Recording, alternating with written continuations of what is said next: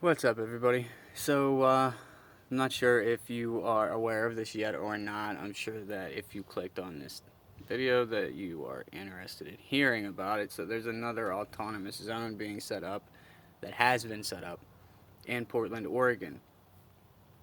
Now this one is called RHAZ, um, very similar to Chaz or Chob, whichever way you'd like to refer to it. So,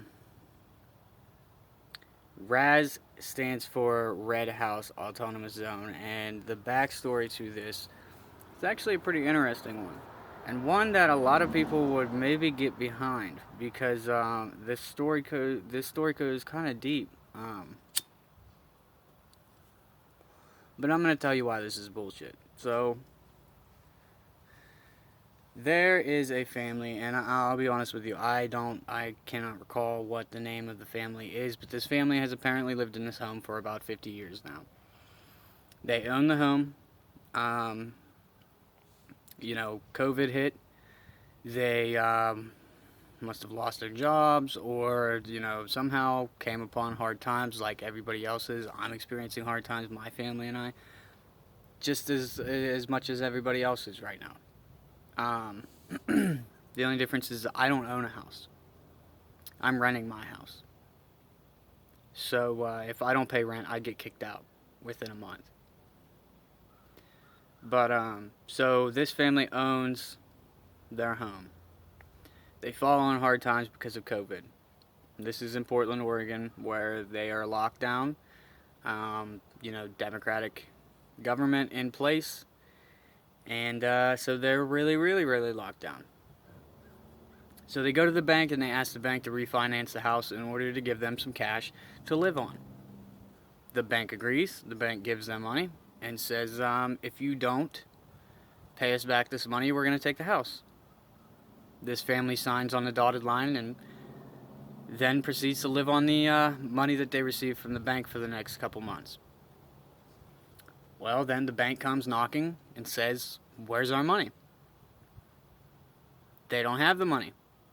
They just spent the last couple months living off of that money, not ever putting money back in to the stash of money that they got from the bank, just taking from it. Now, I'm aware that it's probably very difficult to do that when you're living in a very democratic area that's severely locked down. But so somehow Antifa gets involved and a bunch of far leftists get involved and they lock down a 3-block area. Which started out as they locked out around the house. They locked the house, surrounding the house down. And then they've slowly expanded it to a 3-block area. They've clashed with police, throwing bricks at police cars. They have, basically, once again, held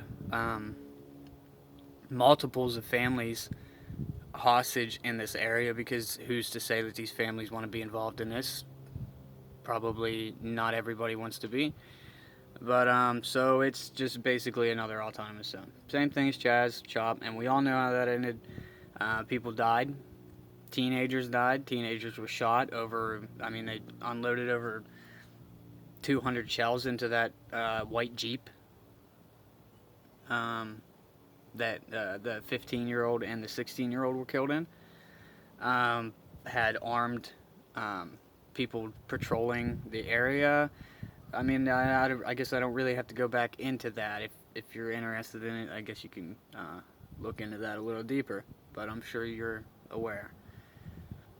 So it's a very similar situation. So they set up some type of fundraiser for this family to buy the house back. Apparently somebody had bought the house and offered to sell the family the house back at cost, which was $250,000. And the family agreed if they could raise the money, they would do that. Well, Antifa got involved. Like I said, they raised the money. They're at $260,000 plus right now. So they're going to get the house back. So this is my question that I'm proposing, is why lock down the area then? Why create the autonomous zone? You got what you wanted, right? This isn't about this family. This family is being used as an excuse. An excuse to be anarchists, an excuse to be pieces of shit, an excuse to be criminals, an excuse to lock down a 3-block area and sit and do drugs all day and have fun with your friends, blowing shit up, breaking shit, and harming people. That's what this is about. Not about this family at all. And I'm going to go a little bit deeper here, and people might disagree with me on this, but this is my honest opinion. That family signed that dotted line, as I said. They knew what they were getting themselves into. The moment they signed that dotted line, even before they signed that dotted line, they should have known a way that they planned on making money back. Any money. I don't care if it's legal. When you have a democratic government in place that's locking down the entire area because of COVID, when the science says that lockdowns have nothing positive to do on this virus, find a way to make money. Right? Find a way to make money. If you're going to allow people to procure a 3-block area around your house illegally, then I'm sure that you're probably not the most legal people in the world. Sell drugs. Do something. Find a way to make money to pay that bank back so they don't take your house. You knew what you were getting yourself into and you didn't do anything. And you could have done it legal in the first place. You could have set up a GoFundMe. You could have set up a fundraising account prior to them locking down the blocks, right? But they didn't. So this family is being used as an excuse. This is a big excuse. It has nothing to do with this family. It has nothing to do with owner's rights. It has nothing to do with the rights of a bank taking a house. It has nothing to do with that. You agreed to put that house up for collateral. You lost the house. Luckily, you got it back. Congratulations. I'm happy for you. What I'm not happy about is the surrounding families that might not like the fact that they have a bunch of thugs and criminals surrounding their house, dealing drugs, doing drugs, hurting people. And now, I mean, fuck, the homeless population is probably already bad there. It's probably going to skyrocket more, just like it did in RHAZ Chop, whatever the fuck it is. Was. So, my point here is this. That family should have known a way that they were planning to make money. I don't care if you buy a bunch of $2 t-shirts from Walmart and you write shit on them with Sharpies and sell them for $5 a piece online that say Red House, free the Red House, or whatever. Find a way to make money to pay back the bank loan. Instead of doing that, you rather went to the way that's going to hurt people and injure people for no reason. And if you didn't do it, you're allowing it to happen. So I don't support it. I don't support what they're doing. I understand that the coronavirus has really hurt people and affected people, but this is a big thing here too. Don't elect Democrats into power. The same people that are losing their homes right now because of these lockdowns in Portland, Oregon are the same people that voted these people into place, that gave them these positions of power.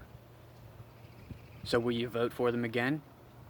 Because they're the reason you lost your house. You're the reason you lost your house. You voted them in. They didn't care that you were going to lose your job and all the money you had to your name. They don't give a shit. So neither do I. I give a shit about the families around you, not you. You guys have a good day.